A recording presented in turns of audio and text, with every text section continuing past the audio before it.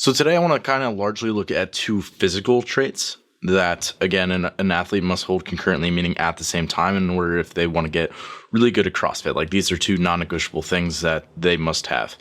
However, if I'm just like kind of generally thinking about an athlete's potential, one of the things that has to be brought to the table and I have to kind of look at and address as a coach is their mentality and like their headspace. And for me, I think that this is a really good predictor of how actually good they're going to be able to get at CrossFit, just because in order to get good at CrossFit, especially, there's just so many things that you have to do, and you have to kind of be pulled in so many different directions, and you have to train a lot, that you just have to be a really resilient person in terms of your mind as well. So it's really important that someone has the mentality that's necessary in order to develop a lot of the other physical traits that they're going to need.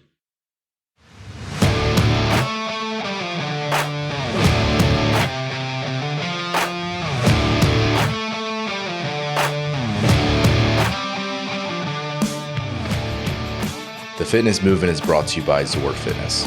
We offer coaching and individualized program design, as well as educational content for coaches and athletes. It's all at one place, zorfitness.com. So it's really important that someone has the mentality that's necessary in order to develop a lot of the other physical traits that they're going to need. And this is true for athletes of any age. However, I would say this is especially true for young athletes, for teens, or just athletes who have a lot of their fitness career ahead of them still. They're at the point where a lot of their physical traits are still really malleable, right? You can kind of morph them into what they need to be from a coach's perspective. And that is generally, like, for example, like athletes are generally coming to me, or the parents are coming to me to pursue a coaching relationship. I'm usually more concerned about where their mentality is, because I know that I'm going to give them good program design. That's my job. That's what I do. So from my perspective of looking at them as an athlete and what their potential in the sport of CrossFit is, I'm more concerned with where's their mind at, and like how capable they actually are of doing consistent training that can be challenging frequently, and doing that over years and years and being consistent with that. I'm much more concerned with that. So for me, if I start working with a kid who wants to be competitive in the sport of CrossFit down the line, I care less, if their squat numbers are competitive, and I care a whole lot more if they don't miss any of their training sessions, right? Basically, again, showing me that even if you don't have all the physical traits that you kind of need in order to be at your best in the sport, you at least have the mentality that will allow you to get there. Whereas if there's a talented young kid and they don't work particularly really hard, it's really hard to elicit just trying harder out of them. Like that's a really hard thing to do for a lot of people. Whereas like a lot of the physical traits, if someone is a hard worker, especially in the sport of CrossFit, allows them to develop a lot of the physical skills that they need, especially if they have a lot of that adaptation currency left, right? Like a young kid, it's a lot of ability to morph their body how you need it to in order to get to a high level, if that's what they want to do. Because again, a kid's not going to be adherent to a program if they're not really bought into and caring a lot about the thing that they're doing. So it also is probably a good litmus test in that way.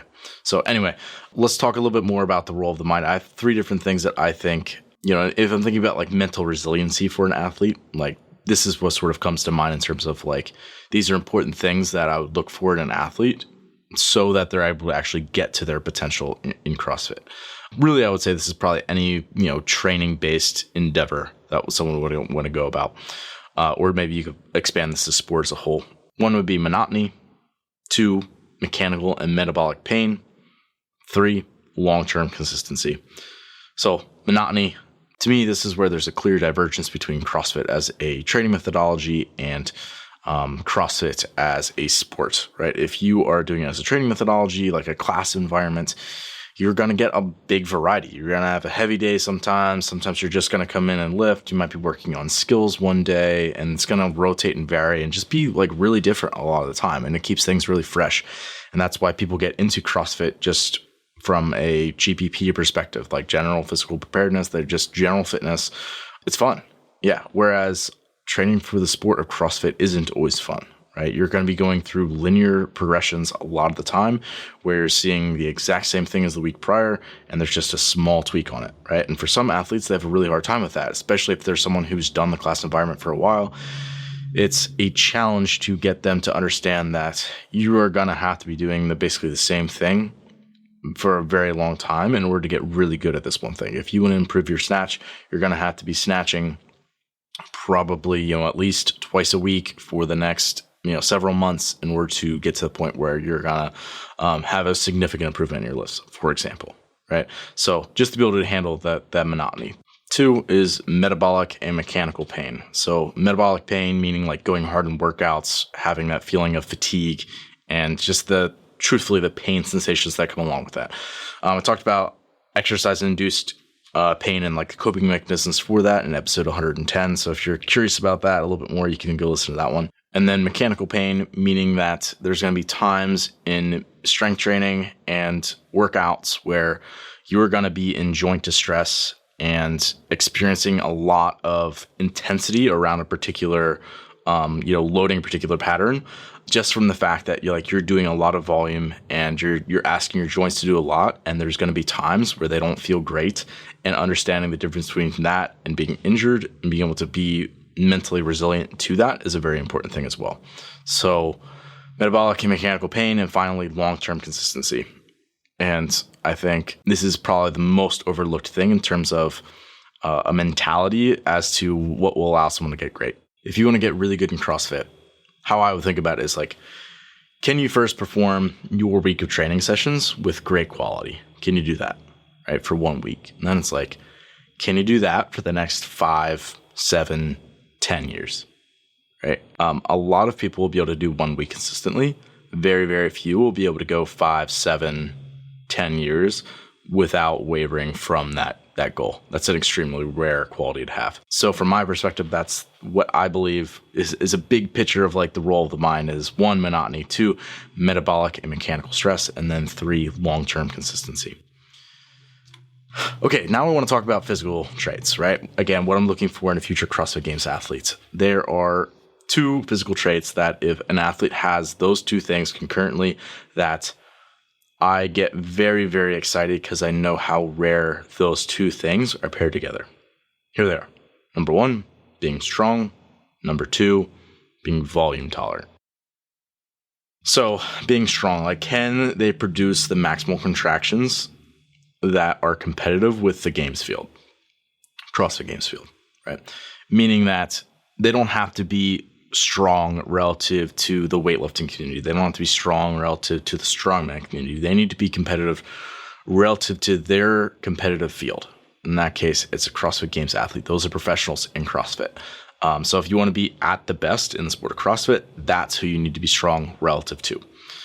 And then volume tolerance, like, are you capable of recovering from volume with intensity, right? Doing those things frequently on a regular basis and doing a lot of that. Because the reality is once you are strong enough, which is just a huge asterisk, but once you're strong enough, then CrossFit is more of an endurance sport, right? It's about sub-maximal qualities that are really the separator amongst the best, meaning that it's more about muscular endurance, repeatability, sustainability for those athletes. Again, if they're strong enough, it allows them to then focus on some of those lesser qualities. And lesser qualities not meaning that they're less important, just lesser quality meaning that they're sort of like down the tree, so to speak.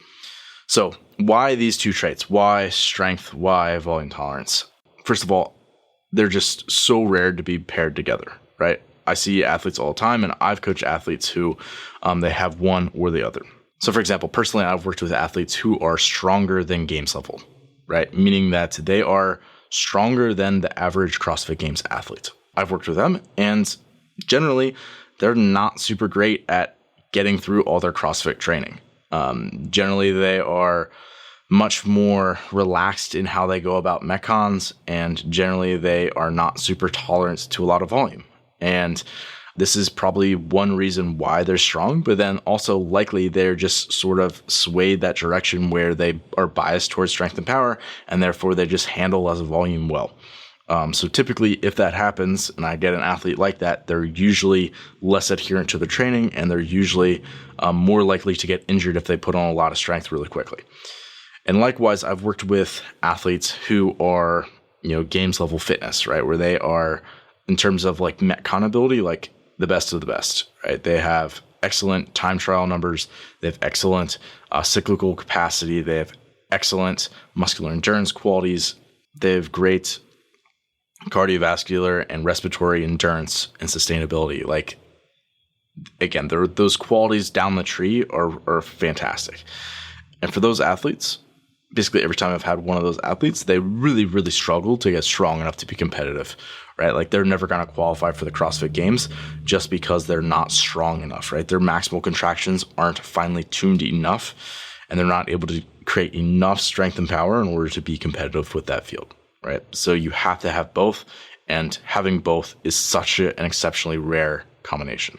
So again, you're going to have, I don't want to say a lot, but many more athletes who have one or the other. They are either strong or they're volume tolerant, but it's rare to have both together. And then I would argue, if you have both, if you have strength and if you are volume tolerant at the same time, then you can develop a lot of the other qualities if you don't currently have them. So for example, if you lack skill, like, you have certain movements that aren't super clean, right? You can clean those up, right?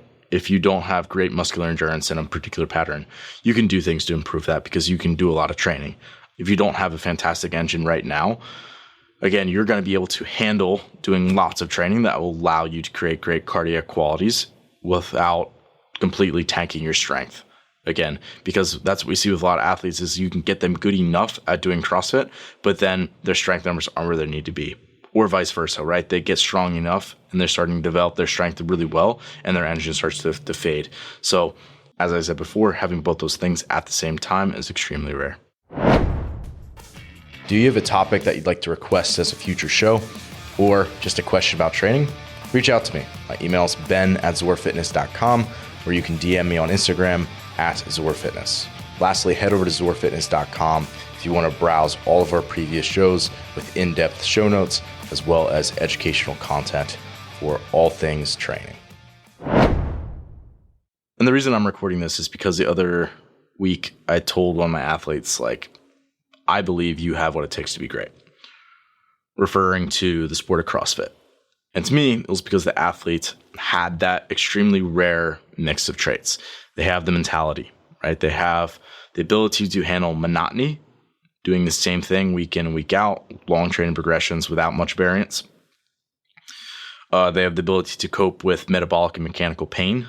They have coping mechanisms that are appropriate for those things, and understanding what level of those things is appropriate depending on what time of year you're in, what time of a workout you're in, a lot of the other factors that surround that. And then being able to be consistent from training cycle to training cycle to training cycle. Showing up, putting in the work, quality work. And then having those two critically important physical traits in strength and volume tolerance. Being strong enough to compete with the best in CrossFit and being volume tolerant, being able to, for stretches of time, handle 10 plus sessions a week with multiple pieces in each of those sessions and intensity on each of those. So for me, that's what I look for in a future CrossFit Games athlete. Thanks for listening today. If you're someone who just started listening to the show, I would encourage you to subscribe so you can stay up to date.